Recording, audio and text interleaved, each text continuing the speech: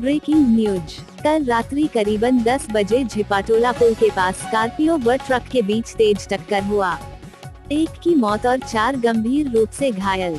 बताया जा रहा कि सभी घायल व्यक्ति ग्राम बागडोगरी के हैं। छत्तीसगढ़ और बस्तर के तमाम खबरों पर हमारी नजर। आपकी खबर हमारी कलम।